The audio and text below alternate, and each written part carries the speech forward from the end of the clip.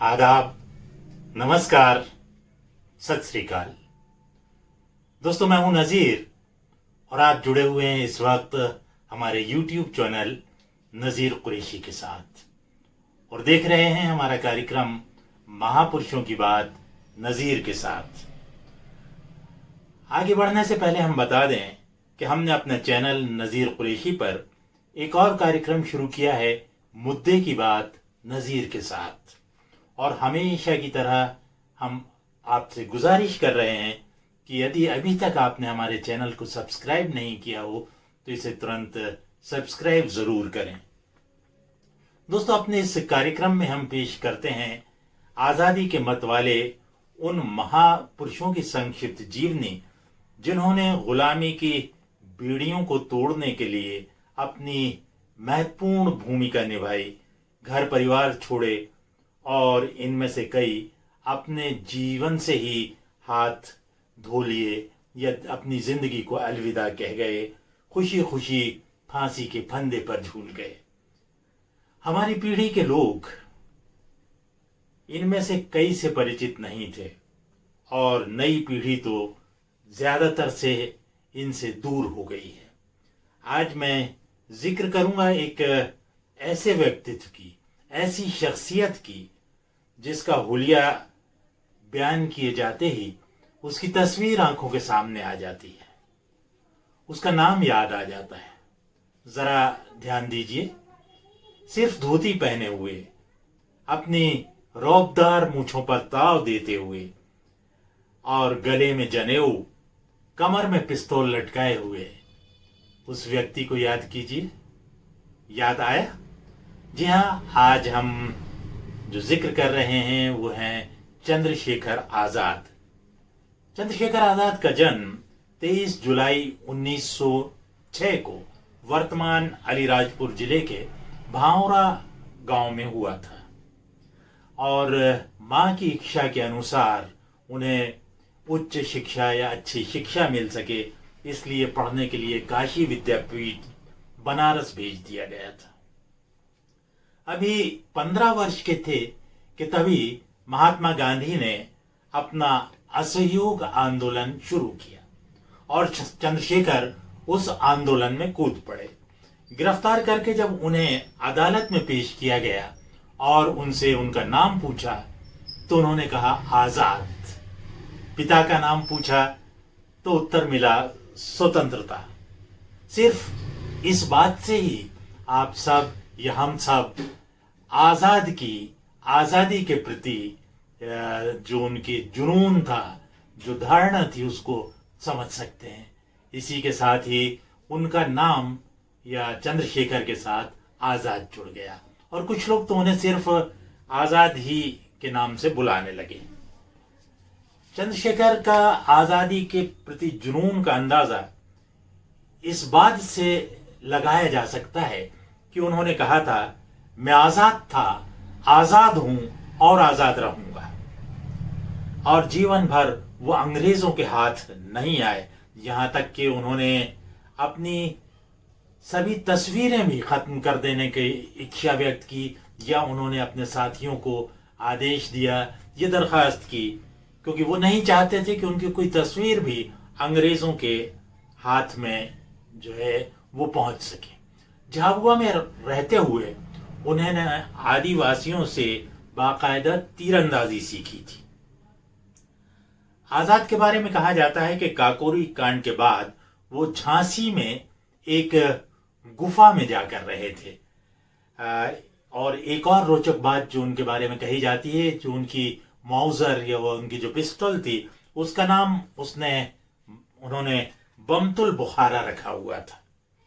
जैसा कि हमने जिक्र किया कि मात्र 15 वर्ष की आयु में ही चंद्रशेखर आजाद महात्मा गांधी के असहयोग आंदोलन से जुड़ गए थे, किंतु चौरी चौरा कांड के बाद महात्मा गांधी ने अपना असहयोग आंदोलन मुलतवी कर दिया था या उसे पोस्टपोन कर दिया था। किंतु चंद्रशेखर के दिल में तो आग जलियांवाला बाग कांड के समय से ही भड़क उठी थी आजादी के लिए और वो खामोश होकर बैठने वालों में से नहीं थे। उन्होंने अपने आप को खुद को क्रांतिकारी गतिविधियों के साथ जोड़ लिया था। हिंदुस्तान रिपब्लिकन पार्टी में सक्रिय हो गए। 1925 में काकोरी कांड में और 1928 में एक अंग्रेज अफसर के मारने में उनकी महत्वपूर्ण भूमिका रही। काकोरी कांड को इतिहास में क्या स्थान मिला, क्या मिलना चाहिए था, इसकी बहस या विस्तार में अपने इस एपिसोड में हम नहीं जा रहे हैं, किंतु ये बात तो कही ही जा सकती है कि इस कांड ने उस समय के जनमानस को, उनकी स्वतंत्रता के प्रति उनकी सोच को एकदम बदल डाला था। काकोरी कांड में 25 लोगों के ऊपर मुकदमा चला, जिसमें से 10 लोगों को फांसी की सजा हुई थी।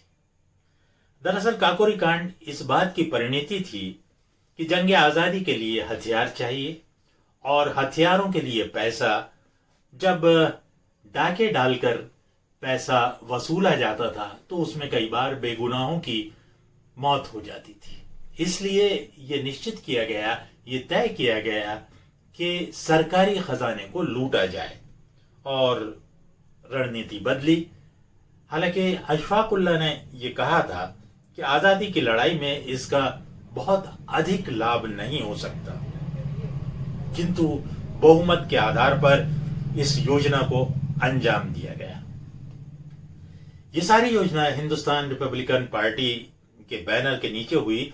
19 दिसंबर 1927 को फांसी के बाद जब अशफाकुल्लाह का शव रेलगाड़ी में लेकर शाहजहांपुर जाया जा रहा था, तब लखनऊ के बालामऊ स्टेशन पर गाड़ी रुकी और उस बोगी के अंदर एक सूटेड बूटेड अंग्रेज ने प्रवेश किया और प्रवेश करने के बाद इच्छा व्यक्त की कि हम शहीद आजम को देखना चाहते हैं। बॉडी के ऊपर से, बदन के ऊपर से कफन को खिसकाया गया। उस अंग्रेज अफसर ने चेहरे को देखा और कहा अब इसे ढक दिया जाए। गाड़ी से उतरकर वो अंग्रेज गायब हो गया। जानते हैं वो अफसर कौन था, वो अंग्रेज कौन था? जी, वो थे चंद्रशेखर आजाद। एक बात और हम बता दें कि आजाद को अंग्रेज कभी गिरफ्तार नहीं कर पाए, जबकि काकोरी कांड के अलावा 1926 में वायसराय की ट्रेन को उड़ाने अथवा 1928 में लाला लाजपत राय की मौत का बदला लेने के लिए लाहौर में जेपी सॉन्डर्स को शूट करने का मामला हो, आजाद कहीं ना कहीं उसमें शामिल थे। एक बात का और जिक्र आता है कि मोतीलाल नेहरू आजाद को गतिविधियों के लिए फंडिंग किया करते थे। आजाद, जैसा कि हमने अभी बताया था, कि अंग्रेजों के रूप में अशफाकुल्लाह के दर्शन करने पहुंचे थे। उनकी लाश के, उनकी मैयत के आजाद रूप धरने में बहुत माहिर थे। इसके अलावा उन्हें छद्म नाम भी रख रखे थे। चंद्रशेखर ने जहां झांसी में रहते हुए कार चलाने का प्रशिक्षण दिया, वहीं झांसी से 15 किलोमीटर दूर ओरछा में काफी समय बिताया और वहां पर वो युवाओं को शूटिंग का प्रशिक्षण दिया करते थे। उनके संबंध बुंदेलखंड के दीवान शत्रुघ्न सिंह से भी थे, जो उनको आर्थिक मदद पहुंचाया करते थे। इस अमर शहीद की जिंदगी और मौत दोनों ही रहस्य के पर्दों में है। जन्म को लेकर उन्नाव के लोगों का कहना है कि उनका जन्म वहां हुआ था, किंतु अधिकांश स्थानों से झाबुआ में जन्म की पुष्टि होती है। इसी प्रकार उनकी मौत पर विवाद है कि जब उन्हें यह यकीन हो गया कि वो अब अंग्रेजों से बच नहीं पाएंगे तो उन्होंने खुद को गोली मार ली। वहीं कुछ लोगों का कहना है कि उन्होंने खुद को गोली नहीं मारी थी, बल्कि अंग्रेजों की गोली से जबरदस्त घायल हो गए थे और बाद में फिर खुद गोली मार ली।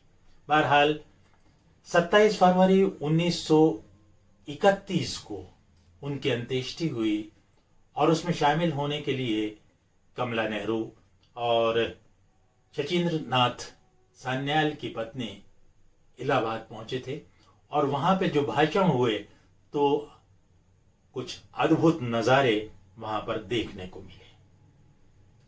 शायद चिताओं के समय या चिता जलते समय जो बातें हुई थी, किसी शायर ने, किसी कवि ने उसी बात को ध्यान रखते हुए ये बात कही होगी, शहीदों की चिताओं पर लगेंगे हर बरस मेले, वतन पे मरने वालों का बस यही बाकी निशान होगा। आज सिर्फ इतना ही। जल्द मिलेंगे हम किसी नए एपिसोड, नए व्यक्तित्व की जानकारी के साथ। चंद्रशेखर को हमारी श्रद्धांजलि और हमें इजाज़त। हाँ, अगर ये वीडियो अच्छा लगे तो इसे शेयर ज़रूर कीजिए और हमारे चैनल को सब्सक्राइब करना ना भूलिए। धन्यवाद। इनकलाब जिंदाबाद। जय हिंद।